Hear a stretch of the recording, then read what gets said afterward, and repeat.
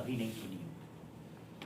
आज एक मेहतर जिद पर अड़ गया कि भाई जब उन सब की कहानी सुनाई जा सकती है तो मेरी क्यों नहीं। हमने उसे बहुत समझाया कि भाई कोई तुम्हारी कहानी क्यों सुनना चाहे और कोई क्यों उसे सुनाए, मगर वो नहीं माना।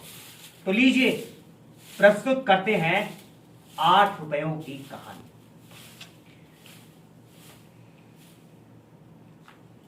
हुजूर, मैंने इससे पहले कई दफा कालू मेहतर के बारे में लिखना चाहा, लेकिन मेरा कलम हर बार यह सोचकर रुक जाता था कि कालू मेहतर के बारे में लिखा ही क्या जा सकता।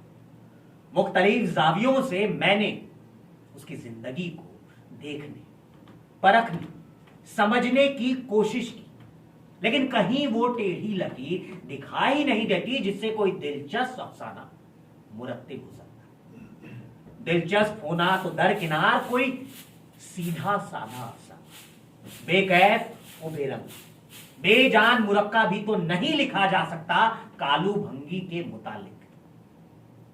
फिर ना जाने क्या बात, हर अफसाने के शुरू में मेरे जहन में आन खड़ा होता है और मुझसे मुस्कुरा के पूछता है, छोटे शाम, छोटे शाम, मुझ पर कहानी नहीं लिखोगे? कितने साल हो गए तुम्हें कहानी लिखते हुए? 8 साल। और कितनी कहानियां लिखी? 60 और 2 62। तो फिर मुझ में क्या कमी है छोटे साहब? तुम मुझ पर कहानी क्यों नहीं लिखते? देखो इस कहानी के इंतजार में कब से खड़ा हूं, तुम्हारे जहन के कोने में मुद्दत से हाथ बांधे खड़ा हूं। छोटे साहब, मैं तो तुम्हारा पुराना हलालखोर हूं, कालू मेहतर। आखिर तुम मुझ पे कहानी क्यों नहीं लिखते? क्यों नहीं लिखते? जनाब, इस बात का मेरे पास कोई जवाब नहीं।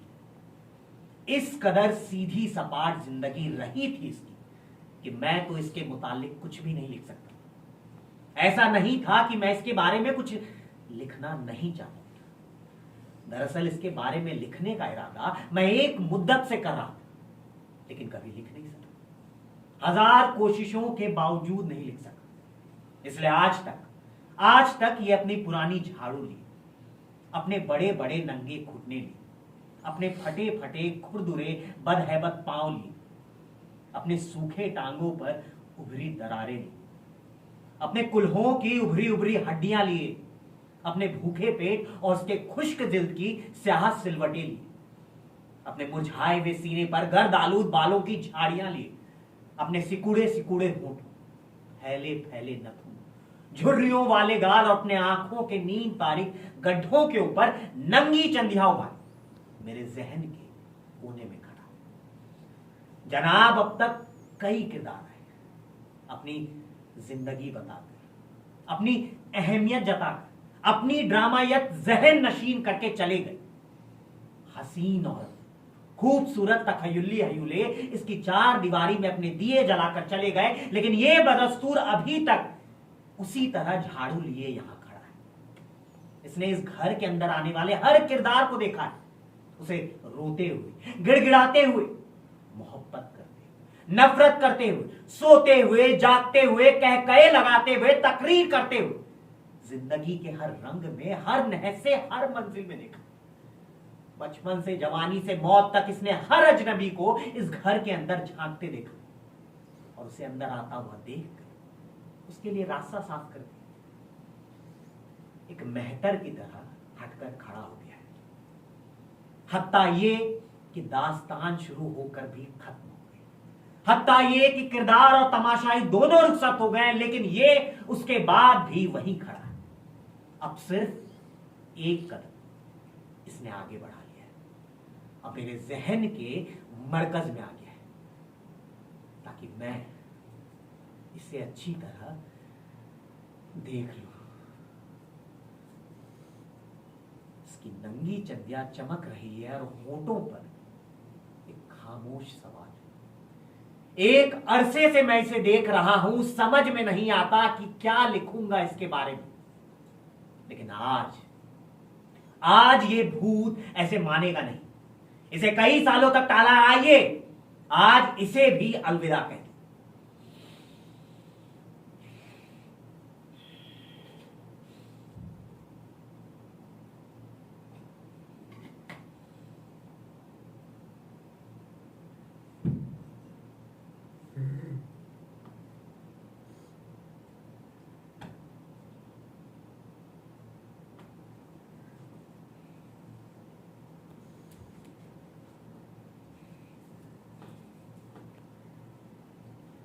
हुजूर, मैं 7 बरस का था जब मैंने पहली बार इसे देखा। उसके 20 बरस बाद जब ये बड़ा, मैंने इसे उसी हालत में देखा। कोई फर्क ना था। वही घुटने, वही पाँव, वही रंगत, वही चेहरा, वही चंदिया, वही टूटे हुए दांत। वही चंदिया, वही टूटे हुए दांत और वही झाड़ू। ऐसे मालूम होता था मां के पेट से उठा चला आ रहा हूं।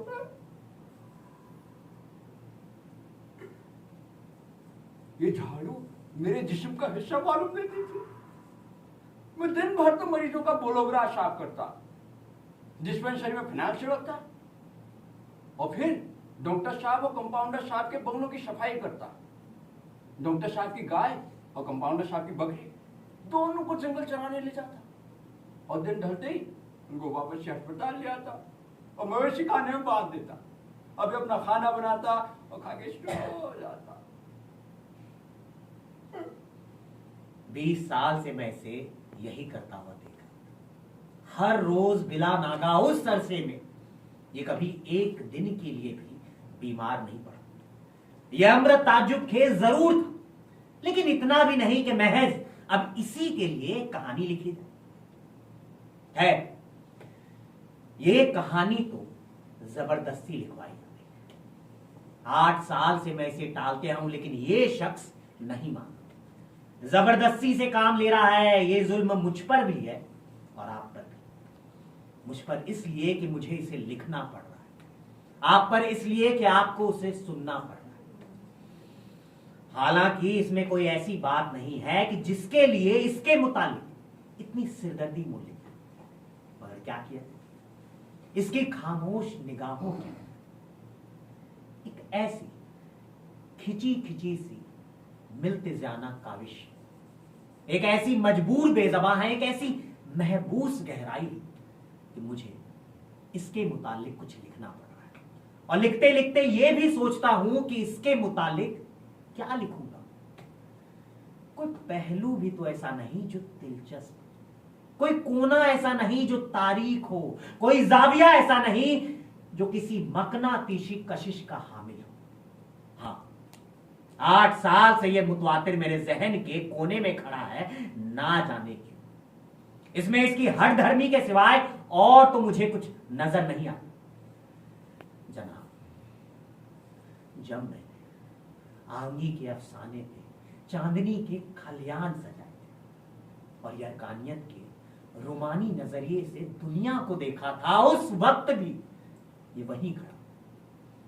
फिर जब मैंने रोमानियत के आगे सफर इख्तियार किया और हुस्न और हैवान की भूख लमू कैफियतें देखता हुआ टूटे हुए तारों को छूने लगा, उस वक्त भी ये वहीं खड़ा। जब मैंने बालकोनी से झांक कर अन्नदाताओं की गुर्बत देखी और पंजाब की सरजमीन पर खून की नदियां बहती देखकर अपने वहशी होने का इल्म हासिल किया, उस वक्त भी ये बदस्तूर अपनी झाड़ू लिए मेरे जहन के कोने में खड़ा, ना जाने क्यों। मगर अब ये जाएगा जरूर। अब के इसे जाना ही पड़ेगा। लिल्लाह इसकी बेगैब बेरंग फीकी सीटी कहानी भी सुन लीजिए, ताकि ये यहां से दूर दफान हो जाए और मुझे इसके गलीज कुर्ब से निजात मिले। अगर आज भी मैंने इसके बारे में ना लिखा और आप लोगों ने ना सुना तो ये 8 साल बाद भी यहीं जमा रहे और मुमकिन है जिंदगी भर यहीं खड़ा रहे।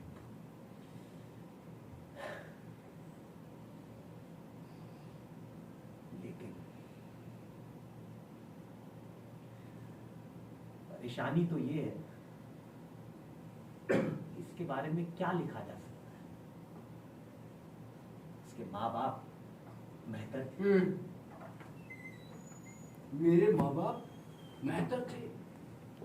मेरे सारे आबा और अजदाद मेहतर ही थे और सैकड़ों बरस से यही रहते चले आए थे इसी हालत में। और फिर मैंने कभी शादी नहीं की, कभी अपना घर भी नहीं बसाया, दूर दरान का सफर भी तय नहीं किया। और तो ये है कि मैं इस गांव से कभी बाहर नहीं गया।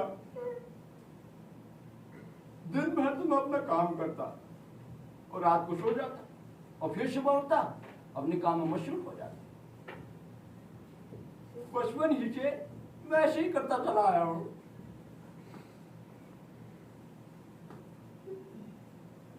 लेकिन हाँ, मेरे बारे में एक बात जरूर दिलचस्प है और वो ये कि मुझे अपनी नंगी चटिया पे किसी जानवर, मसलन गाय या भैंस की जबान फिराई से बड़ा लुत्फ हासिल होता। मैं अक्सर दोपहर को नीले आसमान के नीचे सब्ज हरी हरी घास के ऊपर अस्पताल के पास किसी खेत की बेड पर कुकड़ू बैठ जाता। ऐसे गाय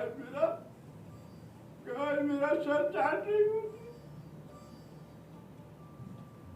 आहिस्ता आहिस्ता मैं सर चटवाता चटवाता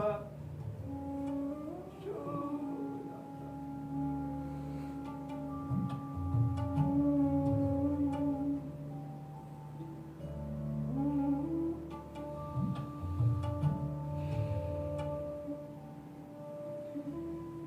जनाब, इसे इस तरह सोता देख मेरे दिल में मुसर्रत का एक अजीब सा ख्याल उजागर होने लगा और कायनात के थके थके गुनूदगी आमेज आफाकी हुस्न का गुमा होने लगा। मैंने अपनी छोटी सी जिंदगी में दुनिया की हसीन तरीन औरत, फूलों के ताजा तरीन गुंचे, कायनात के तरीन मनाजिर देखे, लेकिन ना जाने क्यों मैं ऐसी मासूम, ऐसा हुस्न, ऐसा सुकून किसी नजर में नहीं देखा जितना कि उस नजर जब मैं 7 बरस।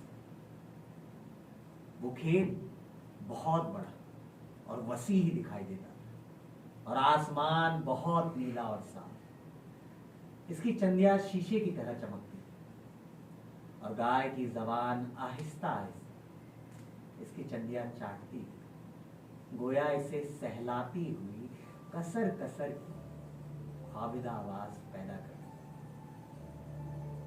जी चाहता था कि मैं भी उसी तरह अपना सर झुका के उस गाय के नीचे बैठ जाऊं और ऊँघता ऊँघता सो जाऊं।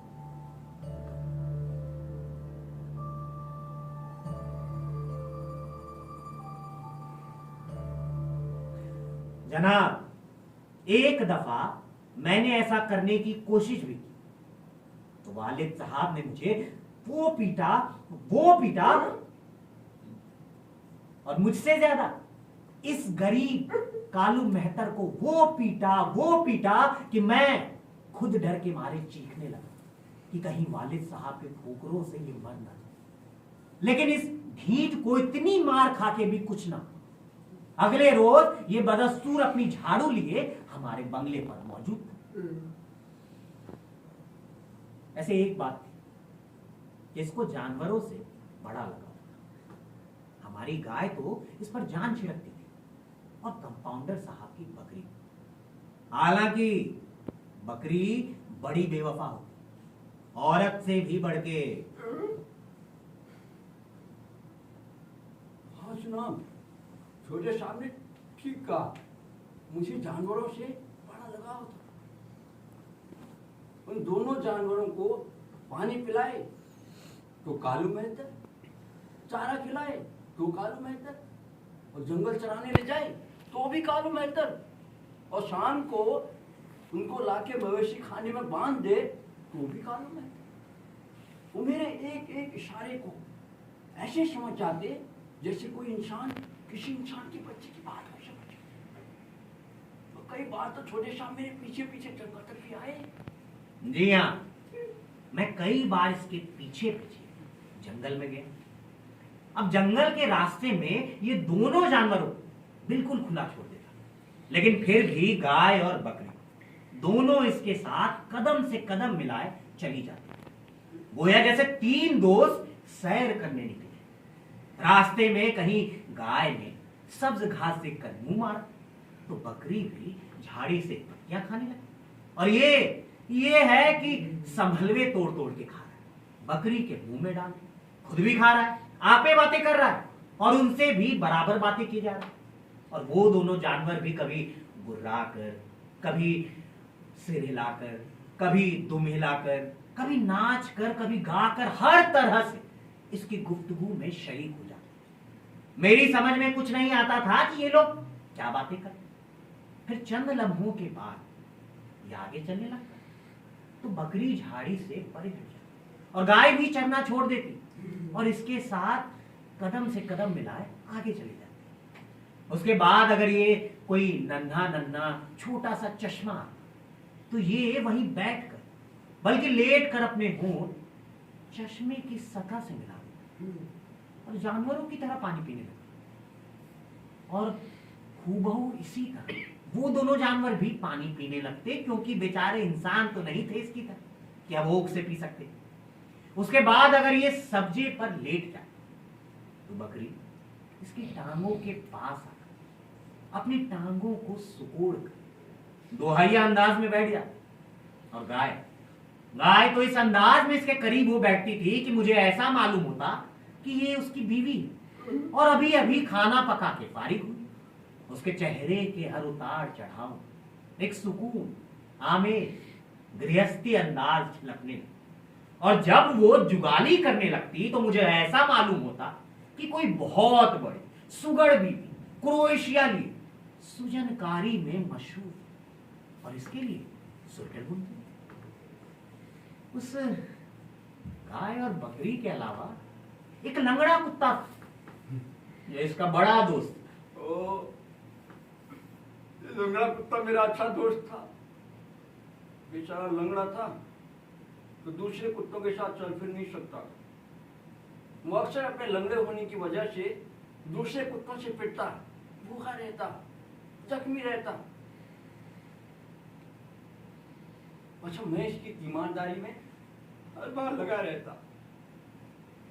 कभी तो इसको साबुन से नहलाता, कभी तो इसकी चिंचड़ियां दूर करता, इसके जख्मों पर मरहम लगा देता, और कभी इसको सूखी मक्की की रोटी का टुकड़ा खिलाता। लेकिन ये कुत्ता जनाब बड़ा ही खुदगर्ज जानवर था। दिन में सिर्फ 2 मरतबा इससे मिलता, दोपहर को और शाम को। खाना खा के जख्मों पे मरहम लगवा के फिर घूमने निकल जाता। कालू, मेहतर और उस लंगड़े कुत्ते की मुलाकात बड़ी मुख्तसर होती और बड़ी दिलचस्प। जनाब मुझे तो वो कुत्ता एक आंख न भाता, लेकिन ये उससे हमेशा बड़े तपाक से मिलता। इसके अलावा जंगल के हर जानवर, चरिंद और परिंद से मेरी शनासाई थी। रास्ते में चलते चलते अगर कोई कीड़ा मेरे पांव के नीचे आ जाता तो उसको उठा के झाड़ियों में रख देता, और कहीं से कोई नेवला बोलने लगता तो उसी की जबान में उसका जवाब देने लगता। तीतर, रसगुल्ला, गिटारी, लाल चुला, सब्ज मक्खी, हर परिंदे की जबान मैं जानता था।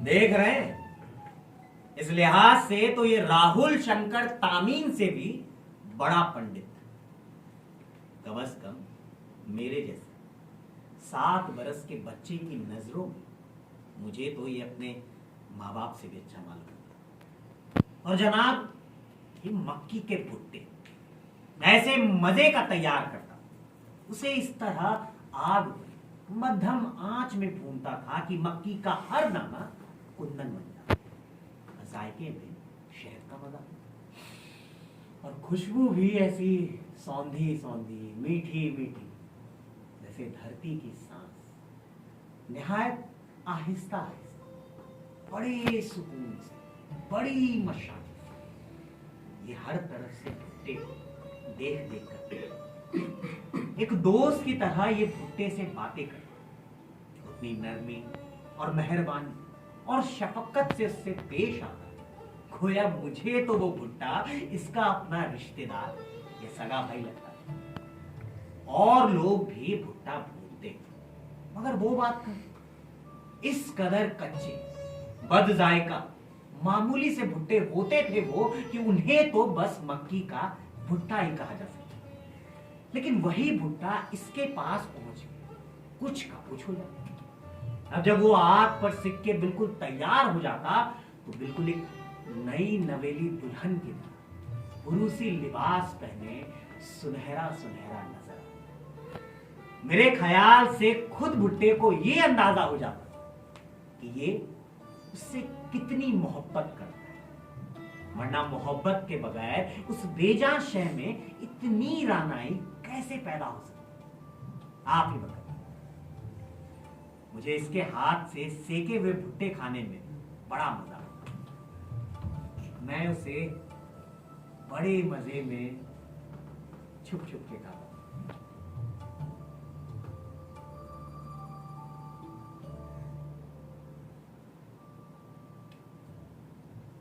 जनाब, एक दफा पकड़ा गया, फिर ठुकाई बुरी तरह, बेचारा ये भी पिटा मुझसे भी बुरी तरह, लेकिन फिर अगले रोज उसी तरह बदस्तूर झाड़ू लिए हमारे बंगले पर मौजूद था। और बस अब इसके मुतालिक कुछ याद नहीं आता। जनाब, मैं बचपन से जवानी में आया, मेरे लिए अब ये कम दिलचस्प हो गई, बल्कि यूं कह लीजिए कि मुझे अब इसमें कोई दिलचस्पी ना। हाँ, कभी कभी इसका किरदार मुझे अपनी तरफ खींचता।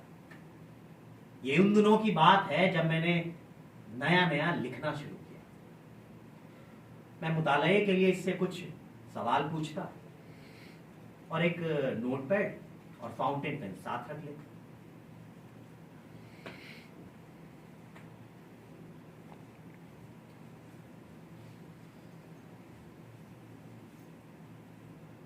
कालू भैया, हाँ छोटे साहब, इधर आओ। हाँ छोटे साहब, हाँ छोटे साहब। अच्छा, तुम एक बात बताओ, तुम्हारी जिंदगी में कोई खास बात? क्या छोटे साहब? कोई खास बात, कुछ अजीब, कुछ अनोखा या कुछ नया? नहीं छोटे साहब, नहीं? नहीं छोटे साहब। चलो ठीक है। अच्छा, तुम ये बताओ कि तुम तनख्वाह लेकर क्या करते हो? तनख्वाह लेकर क्या करते? छोटे साहब 8 रुपए मिलते हैं मुझे क्या करता हूँ? क्या करते हो? 4 रुपए का आटा, 1 रुपए का नमक, 1 रुपए का तंबाकू, 8 आने की चाय, 4 आने का गुड़, 4 आने का मसाला। छोटे साहब कितने रुपए हुए? 4 रुपए का आटा, 1 रुपए का नमक, 1 रुपए का तंबाकू, 8 आने की चाय, 4 आने का गुड़, 4 आने का मसाला छोटे साहब। हाँ 7 रुपए। और हाँ, 1 रुपया बंदे को देता ना छोटे साहब हर महीने।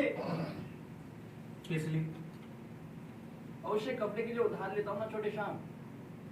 अच्छा, अबे साल में 2 जोड़े तो चाहिए। वैसे मेरे पास एक कंबल है, लेकिन छोटे साहब 2 जोड़े तो चाहिए। और छोटे साहब, बड़े साहब का तनख्वाह में 1 रुपया और बढ़ा देना तो मजा आ जाए। मजा? और छोटे साहब, वो कैसे? घी लाऊंगा। घी? हाँ छोटे साहब, घी लाऊंगा, मक्की के पराठे खाऊंगा। मक्की के पराठे? हाँ छोटे साहब, अभी पराठे नहीं खाए मालिक। देख रहे हैं, कभी मक्की के पराठे नहीं खाए घी वाले, और चले हैं अफसाना लिखवाने। अब आप ही बताइए, इसके इन 8 रुपयों पर कोई क्या अफसाना लिखे?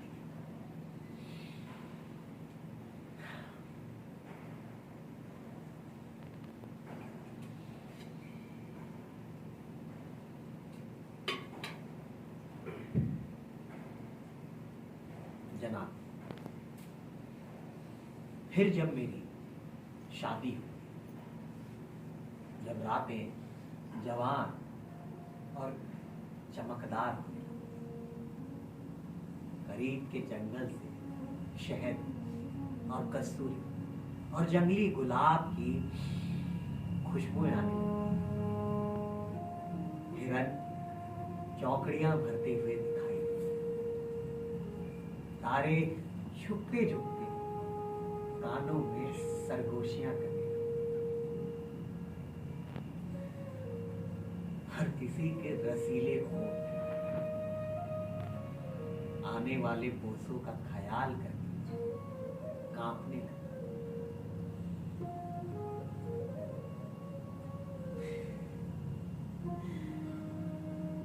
उस वक्त भी मैं इसके मुतालिक कुछ लिखना चाहता और एक पेंसिल और कागज लेकर इसके पास जाता।